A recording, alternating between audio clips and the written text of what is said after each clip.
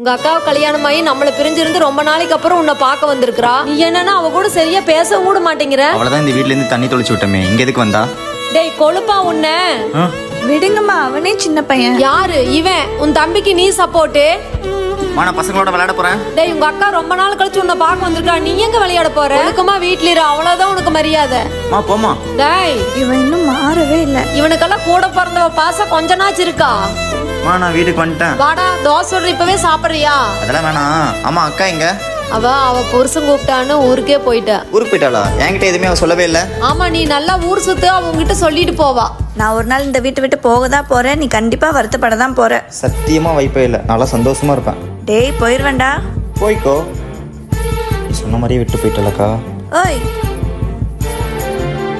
மா, இவனுக்கு என் மேல பாசம்லாம் இருக்கு, ஆனா நடிக்கிறான்.